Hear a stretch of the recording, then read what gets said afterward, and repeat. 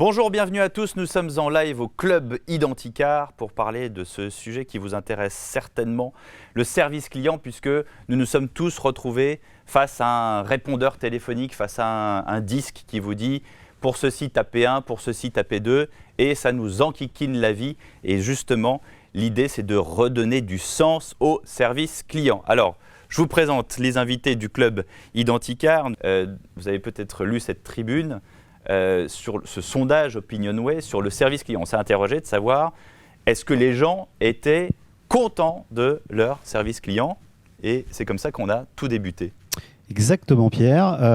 Alors, de notre point de vue, chez Club Identicar, ça fait de nombreuses années qu'on est persuadé que la relation avec nos clients, plus que la relation client, est un point central de notre stratégie et de notre business model et de ce qu'on met en place. Mais ce qu'on aime bien, c'est confronter nos convictions avec la réalité. Et au-delà de toutes les enquêtes qu'on peut mener avec nos membres, qui nous connaissent par définition, on était très intéressés de confronter ces convictions avec des automobilistes, avec des utilisateurs qui ne sont pas forcément aujourd'hui membres du Club Identicar, raison pour laquelle on a lancé ce questionnaire pour pouvoir effectivement confronter nos convictions à la réalité et voir si on pouvait trouver des axes d'amélioration ou au contraire continuer sur l'axe stratégique qu'on a défini. Alors on a quand même un premier chiffre, j'allais dire assez étonnant, c'est que 70% des Français sont, d'après ce sondage OpinionWay, contents de leur service client.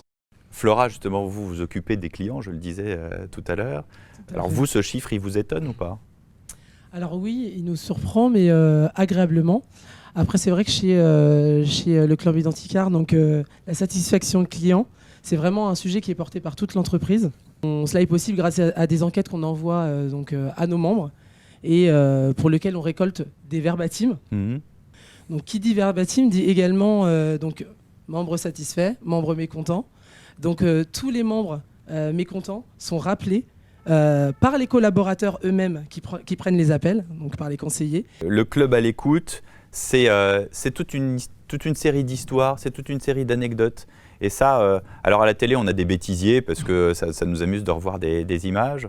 Et vous avez au Club Identicar aussi des belles histoires aussi, Flora. Tout à fait. C'est par exemple, on a un client qui a contacté une collaboratrice suite à un bris de glace. Et donc, suite à ce bris de glace, elle s'est fait voler son casque de pompier. Casque qui avait une valeur inestimable. Sentimentale. Sentimentale, tout à fait. Ouais. Donc c'était un casque qui venait de son arrière-grand-père. Et justement, elle a vu un casque qui semblait correspondre à la description qu'en avait faite la cliente. Donc elle le lui dit.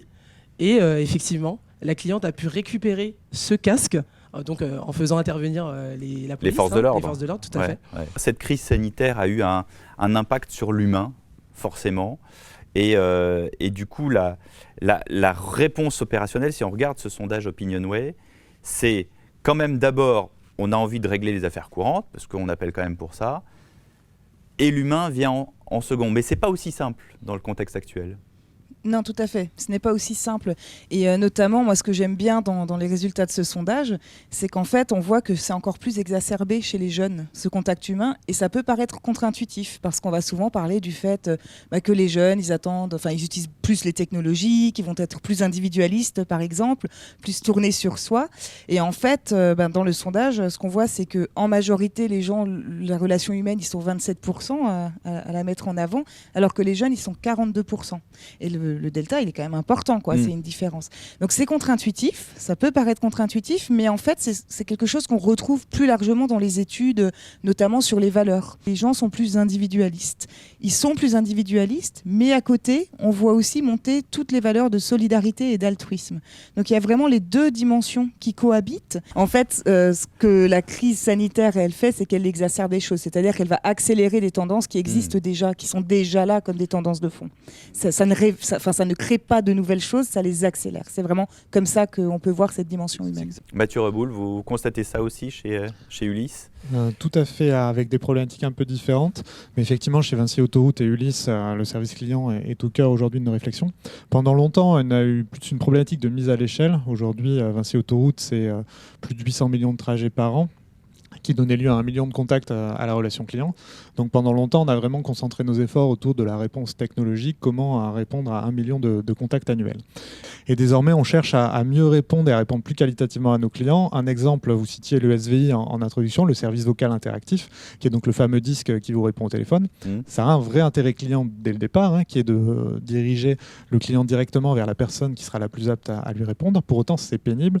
Et donc aujourd'hui, on a introduit des réflexions autour notamment de l'éditorialisation de ces messages. On s'est rendu compte qu'on avait des messages très très longs. Et du coup, on les a raccourcis pour les rendre plus courts, moins pénibles. Le message et plus qu'on percutants. entend sur le disque, du coup. Exactement. 20 secondes, quand vous avez un problème et que vous voulez une réponse immédiate, c'est extraordinairement long. Ouais. Et du coup, on les a rendus plus efficaces, plus percutants. Et aujourd'hui, on arrive à des messages de 15 secondes. Ça paraît anecdotique, mais pour autant, ça améliore énormément l'expérience client. Alors, il y a une expression chère à Identicar, mais c'est aussi une expression de management. On en a parlé avec Julie. C'est la symétrie des attentions. Ouais, ce que j'aime bien. Donc, en gros, pour faire simple, si le collaborateur du centre d'appel est heureux, le client, au bout du compte, sera heureux. C'est ça, à peu près? Qui veut répondre? Julie? C'est ça, allez, j'y vais. Effectivement, c'est un concept de management. En fait, ce concept, ce qui est intéressant, c'est qu'il joue sur ce qu'on appelle l'économie de l'attention. Donc, si on dit, il nous faut des collaborateurs qui soient plus à l'écoute, des collaborateurs qui soient capables d'entendre une problématique, qui soient un tant soit peu empathiques même avec ce qu'est en train de vivre la personne et donc qui prennent le temps même de chercher sur le bon coin un casque ou de prendre le temps de prendre un rendez-vous parce que la personne a perdu ses papiers avec la mairie ou je ne sais quoi, il faut que la personne, elle ait cette attention. Donc c'est vraiment de la psychologie, c'est du cognitif. Et donc pour pouvoir faire en sorte que le collaborateur il ait cette économie de l'attention, il faut lui enlever le stress, il faut lui donner du temps, il faut prendre soin de lui et le mettre dans des dispositions qui lui permettent de rentrer dans cette dynamique humaine. Ce qui est compliqué en fait dans ces tendances-là, c'est d'arriver à intégrer totalement ces démarches dans l'organisation de l'entreprise et de ne pas mettre deux démarches qui vont finalement cohabiter. Donc par exemple, on va avoir une démarche qui consiste à améliorer le bien-être des salariés, on va leur donner plus de responsabilités, plus de pouvoir, on va essayer d'apporter du sens à leur travail. Donc ça, c'est ce qu'on appelle de manière générale l'horizontalisation des entreprises, mais on peut parler d'entreprises libérées, c'est un terme courant aussi dans cette tendance-là. C'est dans le sens de ce qui doit être aujourd'hui en fait. De notre côté, ça fait effectivement, pour le coup, quelques années qu'on est sur cette thématique et sur ces questionnements d'alignement et donc ce questionnement de RSE au global. Au moment où on se parle, on l'a écrit. C'est-à-dire on l'a formalisé au sens des axes stratégiques de l'entreprise, qu'on a partagé avec nos collaborateurs, pas plus tard que l'année dernière. On s'est servi du Covid et du temps qui nous était offert pour prendre la bonne dose Covid. Ouais, mais nous on s'en est servi de façon positive parce qu'on en a profité pour prendre un peu de temps, comme on était un peu au bureau, un peu moins occupé parce que avec le confinement, on a pris un peu le temps de prendre du recul, de se poser la question de projeter comme ça l'entreprise sur les 5 ou 10 prochaines années. On l'a écrit, on l'a formalisé, on l'a partagé avec les collaborateurs et donc on a un plan stratégique qui intègre ce RSE, qui intègre le bien-être des collaborateurs, qui intègre cet alignement entre ce qu'on fait à l'intérieur de l'entreprise, ce qu'on fait pour nos membres, l'offre produit et la façon dont on le fait sur les prochaines années. Donc pour nous, c'est intégré. On a eu un tournant justement en 2015 où on a vraiment focusé notre façon de travailler dans le mode collaboratif. On a vraiment donné la parole aux collaborateurs. On leur a demandé de prendre pleine possession, d'écrire leur histoire en fait. On a ce cadre d'autonomie. Tous les collaborateurs d'ailleurs l'ont, et notamment les conseillers aussi qui sont au téléphone. Et justement, lors de en 2015 justement, quand on a pris ce tournant-là, on leur a donné la possibilité, on leur a donné des moyens. Ils ont été accompagnés, on a créé, formés, tout à fait. On a créé donc une équipe lab, dans laquelle on a fait énormément de tests et il y en a plein d'ailleurs qui ont été concluants et notamment l'Identirush qui permet aux collaborateurs de gérer en toute autonomie leur planning par exemple. Les collaborateurs en fait ont complètement changé de posture. Si vous voulez, c'est eux-mêmes qui ont décidé en fait du rôle qu'ils voulaient porter, de la posture qu'ils voulaient avoir avec le membre, de l'enchantement qu'ils voulaient mettre vraiment dans cette nouvelle façon de travailler. De l'enchantement. Oui. C'est-à-dire. On voulait vraiment, au-delà de la satisfaction qu'on peut apporter à un client, on voulait aller encore plus loin. On voulait aller au-delà. La transparence, elle est vachement importante pour nous. On communique énormément avec nos membres. On a envie qu'ils utilisent leur garantie. On voit que tous ces efforts-là portent leurs fruits. Pour donner un chiffre, on avait un taux de promoteur il y a 3 ans, sur la même période, de 55%. Aujourd'hui, il est à 62%. Flora partage avec vous le fait qu'on a des clients qui sont plus satisfaits qu'ils ne l'étaient avant. Et c'est bien la finalité qu'on cherche, donc c'est très bien. Un des moyens qu'on a trouvé pour le faire, c'est effectivement de complètement retourner le modèle. Vous parliez du taux d'oubli, en fait, en disant on a tous des assurances dans notre carte bleue. Et c'est le cas aussi pour les aides gouvernementales. On en parle souvent dans l'actualité. Exactement, c'est pléthorique et on ne sait pas à quoi on a le droit, à quoi on n'a pas le droit, etc. Alors, nous, notre objectif, c'est exactement le contraire, c'est que nos clients soient le plus informés possible. Donc, nous, on a maximisé ce qu'on appelle le parcours client, c'est-à-dire tous les points de contact que nos membres ont avec nous, où on peut les informer donc on les appelle pour leur souhaiter la bienvenue quand ils viennent d'adhérer au club, pour leur dire, voilà, vous avez acheté un produit, voilà à quoi vous avez droit, les informe, etc. Et on n'a qu'un seul objectif, c'est qu'ils l'utilisent. Et ça se traduit comment? C'est que sur les 10 dernières années, le taux d'utilisation ou la sinistralité, ce qu'on appelle sinistralité en assurance, on a multiplié par 2. Donc concrètement, nos clients utilisent 2 fois plus nos produits aujourd'hui qu'il y a une dizaine d'années. Premier sujet sur l'horizontalité. Autant l'approche très directive du management permet d'obtenir des très bons résultats sur une approche quantitative de la relation client. Autant effectivement, maintenant qu'on part vers quelque chose de plus humain, on se rend compte que le dirigeant étant rarement au contact du client final, ce n'est pas forcément les personnes les mieux adaptées pour pouvoir construire cette approche plutôt orientée client. Et du coup, on a un peu revu la façon dont on travaillait aujourd'hui sur ces sujets de relation client. On travaille plutôt par objectif, c'est-à-dire on fixe un objectif qui là, lui, est directif, qui va être par exemple de réduire le taux de contact sur tel sujet de X%. Et après, on laisse les équipes s'auto-organiser pour répondre à cette problématique. Mais désormais, on a introduit une notion de mesure qualitative et tous les mois, on interroge l'ensemble des clients qui ont eu un contact avec notre relation client pour qu'ils puissent nous faire un retour sur la qualité de celle-ci. Et d'ailleurs, on retrouve des taux de satisfaction qui sont assez proches de ceux qu'on a évoqués ensemble dans la première partie. Jusqu'ici, on parlait beaucoup à nos clients quand on leur présentait une nouvelle interface, par exemple un espace abonné. Mais on oubliait que quelque part nos équipes en interne avaient besoin des mêmes outils pour pouvoir gérer le compte d'un client qui choisirait de passer par le téléphone plutôt que par Internet. Dans ce contexte-là, on s'est rendu compte que nos interfaces clients étaient parfois mieux que nos interfaces internes. Et du coup, ce qu'on a fait pour adresser ces problématiques-là, c'est qu'on a donné accès à nos équipes en interne à l'interface du client. Et finalement, avec la même interface, ils gèrent le compte du client. Et du coup, ça permet de vraiment être dans la symétrie parfaite des attentions, puisque les outils sont les mêmes, que ce soit pour le client ou pour nous. Et ça nous permet d'être beaucoup plus efficaces sur certaines problématiques. Du coup, ça nous emmène à demain, parce que même si on a fait beaucoup de progrès, comment est-ce qu'on voit les choses dans l'avenir? On va continuer de proposer aux équipes de réinventer leur posture et leur métier. Donc, une partie des réponses, c'est pas moi qui vais pouvoir la donner, c'est bien les collaborateurs. Comme ça a été le cas les dernières années, comme le décrivait Flora, c'est le deal qu'on a passé avec les équipes, ça fait partie du sens qu'on donne, etc. Donc on va bien évidemment continuer de travailler sur l'humain et la proximité. C'est la chose qu'on a développée le plus fortement ces dernières années. Là, on a mis beaucoup d'énergie, beaucoup de gaz, et on est absolument persuadé que c'est sur ce sujet-là qu'on va continuer de travailler. En le faisant en parallèle, pour autant avec de la technologie, avec de l'outil. C'est un point important. On va donc du coup investir là-dedans. Et on va évidemment investir. Ouais. S'il y a 70% de Français qui sont contents de leur expérience client, de leur service client, le trend, c'est que les 3/4 préfèrent avoir quelqu'un au téléphone plutôt que de taper sur le disque pour avoir une réponse. L'histoire de dire, mais quand je téléphone, je veux avoir une personne au téléphone. Je ne veux pas transiter de service en service pour qu'on m'explique qu'en fait, c'est la 8e personne.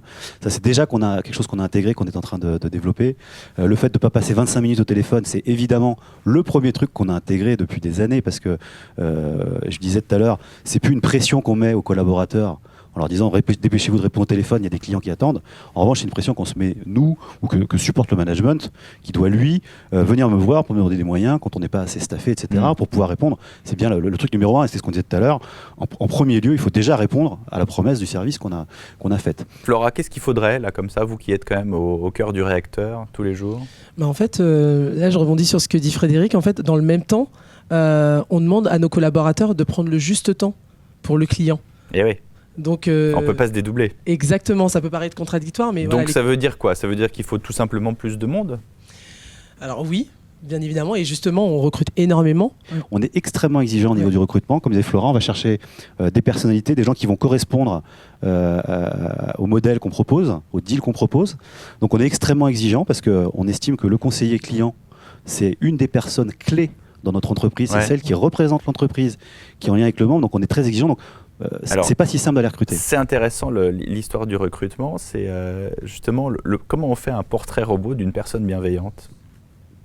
C'est complexe comme question. Il reste 2 minutes pour répondre. Là, vous pourriez dire, je suis sociologue, je ne suis pas psy, vous êtes gentil, Pierre Deville. C'est vrai, déjà. Non, mais ça veut dire que potentiellement, ce que j'entends en tout cas, c'est qu'on va chercher des personnes pour des compétences qui ne sont pas forcément celles... Enfin voilà, ça va changer potentiellement le profil des personnes qu'on recherche parce qu'on va vouloir des personnes qui sont à l'écoute, qui sont capables d'empathie, qui sont capables aussi de prendre des objectifs qualitatifs entre les mains et de même en fait orienter, aiguiller, de travailler en équipe. Parce qu'en fait, tout ce que vous racontez depuis tout à l'heure, moi ce que je trouve hyper intéressant là-dedans, c'est qu'on considère les salariés, on considère vraiment leur expertise. C'est-à-dire que ce sont ceux qui font, qui sont les sachants. Et donc, ce sont eux qui sont le plus à même de trouver les solutions. Ils n'ont pas juste un cahier des charges à appliquer. Ce n'est pas des exécutants. Voilà, mais il faut leur donner du temps aussi pour réfléchir aux solutions.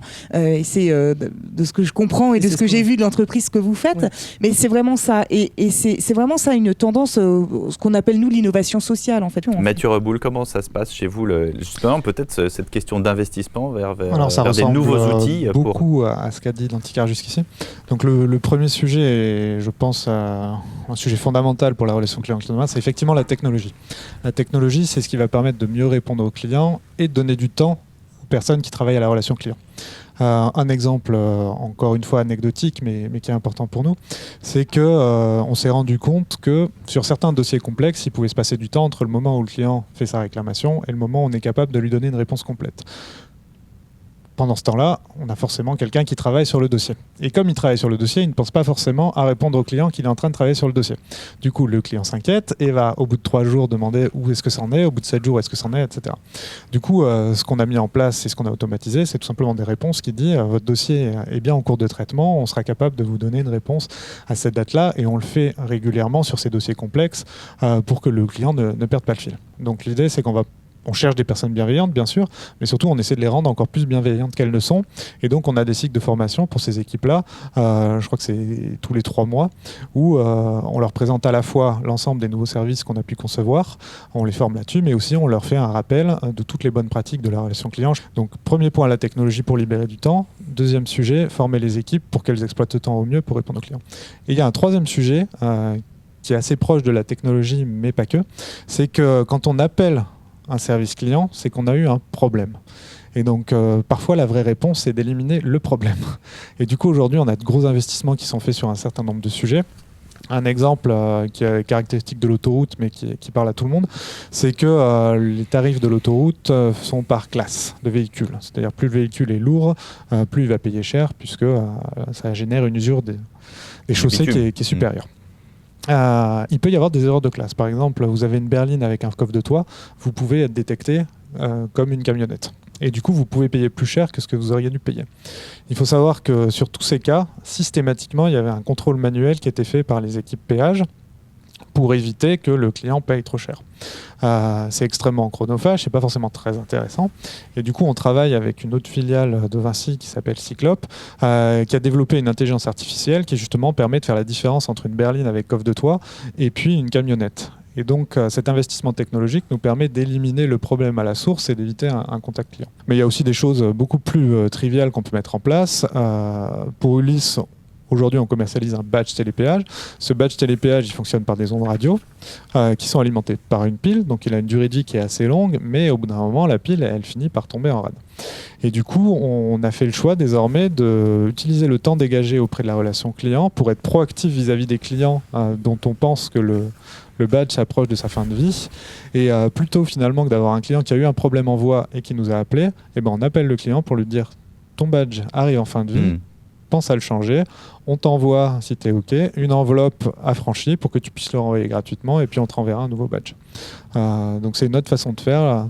Pour moi, c'est le futur de la relation client, c'est éliminer le problème et réorienter les forces de la relation client sur l'élimination des problèmes plutôt que sur la réponse aux problèmes. Je voudrais quand même juste revenir avec Julie Rigg sur un point que Flora a habilement effleuré tout à l'heure, c'est la ruche, comme vous avez dit, l'identiruche. L'identiruche. Donc ça, c'est pas la première fois qu'on prend quand même l'exemple des abeilles dans une entreprise, parce qu'on est justement, on n'est pas productiviste, mais on produit intelligemment avec cet exemple-là. Oui, tout à fait. Alors, c'est un exemple qui marche bien parce qu'on considère l'entreprise comme étant un organisme, en fait. Il y en a aussi qui prennent le corps humain avec des fonctions qui interagissent les unes avec les autres. La ruche, elle est intéressante parce que, encore une fois, ça incarne cette notion d'innovation sociale dont je parlais, c'est-à-dire que tout le monde va mettre la main à la pâte et faire avancer les choses, les processus, les offres concrètes qu'on peut proposer aux clients, aux membres, puisqu'on parle bien d'un club là, donc voilà, on est vraiment dans cette logique-là. Donc c'est ça qui est super intéressant, que je trouve super fort dans ce que j'entends là, c'est qu'on n'est pas dans une opposition du social et de la technologie. Souvent, on a tendance à opposer les deux. Il y a beaucoup de mythes sur l'intelligence artificielle. On a l'impression que ça remplace l'humain. Dans les faits, l'intelligence artificielle, c'est souvent des règles métiers identifiés par des humains et des comportements identifiés par des humains qu'on a modélisés avec du code. Et donc ça s'appuie sur l'expertise beaucoup plus qu'on ne croit. Effectivement, la machine, l'outil, la technologie comme un moyen de renforcer. Donc c'est un très bon exemple que tu donnes en disant voilà, nous ça nous permet d'anticiper des problèmes. Moi je peux donner un autre exemple. On a créé une appli qui s'appelle Roule il y a quelques années maintenant. Donc ça c'est un outil technologique, une appli sur un téléphone qui permet effectivement de nous contacter quand on a un problème, mais qui permet aussi entre membres et même entre automobilistes, en tout cas entre personnes qui ont téléchargé l'appli, de s'entraider. Donc je suis au bord de la route, deux exemples, je suis au bord de la route et je suis vraiment en panne. Bon, là, dans ce cas-là, je vais certainement appeler Club Identicar parce que j'ai besoin d'une dépanneuse. En revanche, je suis au bord de la route et j'ai une roue crevée ou ma batterie qui ne démarre pas. Je vais me déclarer et peut-être que quelqu'un qui est dans un rayon de quelques kilomètres a des câbles dans sa voiture et va me proposer de venir pour brancher sa voiture et m'aider. Je trouve cet exemple hyper parlant en nous concernant parce que tout à la fois, c'est bien de la technologie, mais pas de la technologie pour de la technologie, c'est de la technologie au service de l'expérience client. J'y rajouterais que de notre côté, ce qu'on pense aussi dans l'avenir de la relation client, c'est l'entraide communautaire ou la façon que les membres ont entre eux de pouvoir avoir une relation entre membres et pas uniquement entre eux et nous, quoi. On aime bien confronter nos convictions avec plein de contrariétés, d'ailleurs, on l'a vu. Exactement. Cette étude, Alors on a eu des surprises, des bonnes, des choses qui nous ont un peu secoué, mais si je devais quand même en retenir quelque chose de fondamental, nous, on se retrouve confirmés dans cette conviction que la relation avec les clients et le rôle du conseiller, je le disais tout à l'heure, est devenu et devient de plus en plus central dans une organisation, alors telle que la nôtre. Et je rebondis sur ce que tu disais à l'instant, c'est-à-dire une entreprise de service. Évidemment, on n'est pas une boîte de BTP, on n'est pas une grosse industrie. Dans une boîte de service, et notamment chez nous une PME, le téléconseiller, le rôle et la proximité qu'il entretient avec son client sont centrales, sont clés et vont le devenir de plus en plus dans les années à venir. Merci beaucoup à Frédéric Jobert, à Julie Rigg, à Mathieu Reboul et à Flora Dacosta. Merci à tous de nous avoir suivis.